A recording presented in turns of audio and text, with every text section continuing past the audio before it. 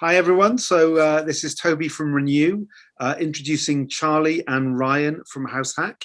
This is the first in our series of forward stories, so looking at businesses that are sustainable businesses for the next generation, and wanted to introduce Charlie and Ryan. Hey guys, how you doing?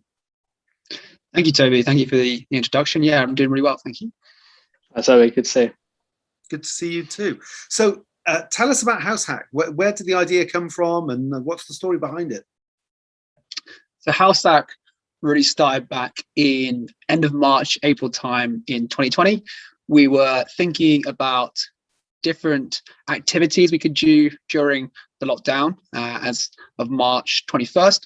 And I remember myself sitting down in our shared house, there's four of us, and had a long list coming together of different activities we could do. One of the things on the list was a 100-meter dash between myself and my housemate.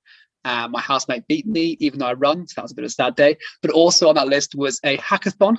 And in our language, as inactive students in first and second year, hackathon to us meant working on big global issues from the UN sustainability goals. But really, as we started thinking about it a bit more, we were like, that's not really that tangible. That doesn't actually have that same impact. We want to make it more meaningful. So for us, what we decided to do was to bring it back down to earth and to focus on real businesses with real problems. So we had our first event on April 16th back last year, and we had 9 participants, 3 businesses together, and from day one really built in the feedback, and both sides really loved it. So we decided to do more, and every 4 or 5 weeks since then, we've hosted what we now call our Innovation Challenge, which is the core element of what we do with our business. Wow, awesome. But I didn't introduce you properly up front. You're both still students, or have just recently graduated, right? Yeah, both recently graduated. So Charlie mentioned that HouseHack began in April last year, and then we graduated in the June. So we're having that period of uncertainty. Charlie then also closed his first business that he was working on whilst at university. And then here we are now, 10 months, I think, later, full-time on HouseHack. So it's been a really interesting journey. Awesome. And what a great story. So just tell me a little bit more about HouseHack's purpose and mission. So, you talked a little bit about the UN sustainability goals there, but overall now, as you've had 10 months, the long period of time of 10 months in this business, are you clear on where you're trying to go and the mission around that? Definitely becoming clearer. I think it's a journey and an evolution, and we spent a lot of that time coming up with the value proposition and refining it. But what I'd say is really we're here to empower the next generation with practical and useful opportunities to engage with real businesses and get that experience for their CV, for interviews. And whilst doing all of that, solving real businesses' problems in terms of their actual challenges on a consultancy level and their talent challenges in terms of the people that are driving the next wave of that business. That's pretty impressive stuff for 10 months. But in terms of your personal challenges of setting up HouseHack and running it, what are the challenges you faced so far, and how have you overcome them? So for us, in its first instance was throughout the summer thinking of the business as a business, not just a project, because when it was passion orientated in the beginning, the idea was always give more than we take, which is still a core element of what we do. But it was more our time's not worth anything. Like, let's just put ourselves out there. Let's just help as many people as we can. But as we got towards the end of the summer, for us, it was that switch in the mindset of, look, we're a real business now. Our time is valuable. Let's make sure we're actually getting paid for one, but also that we can scale this thing and make it so it's bigger than just the two of us. So for us, that has meant looking at systems, looking at what is really core to building a sustainable service-based business that can actually scale without the two founders being at the forefront of it. And really that's translated into having the right project management system behind it, and also having the right people as inputs into it as well. So we've solved both of those issues internally by having our own team leaders, of which we have 28 of them now. And they are the core young people that we see as the next generation of future leaders.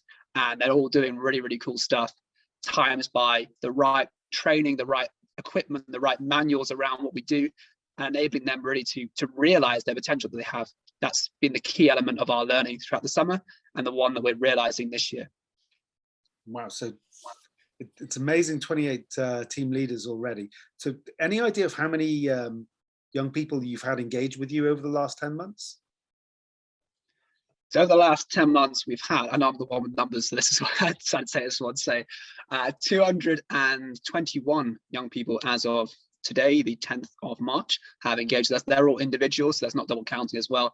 And that has been a really cool figure to like look at and be like, wow, okay, that's a lot of people. I imagine getting them into one room and being like, oh, cool, you actually made an impact to us. But beyond just what a lot of people will say, oh, I hosted a webinar, it's impact. Like for us, actually counting that is a lot more meaningful, because we know that we made a tangible difference to someone's application, someone's CVs.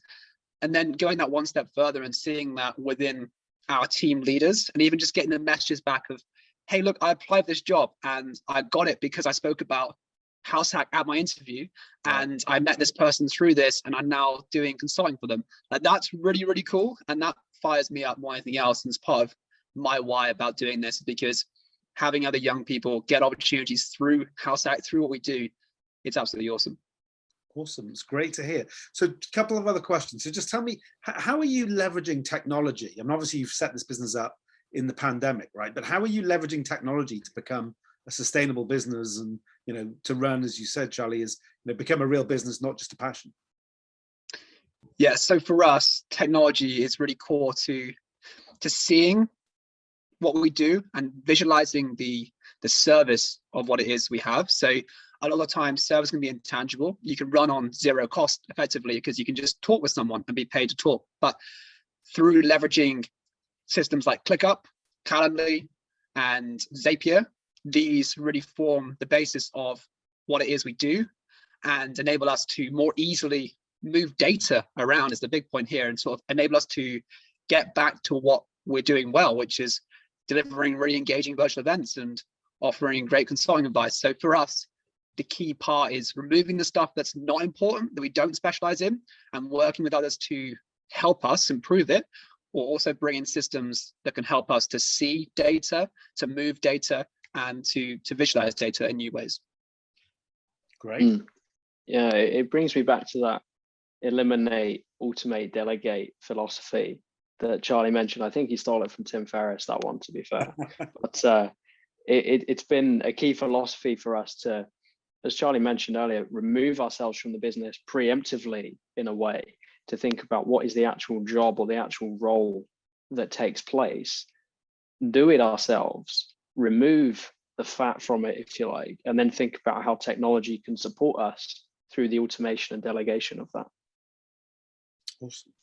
Awesome. It's great to see, you know, necessity of being the mother of all of invention and all of that sort of stuff. So just tell me, going forward, so what's your vision for HouseHack going forward in, I don't know, the end of this decade, let's say?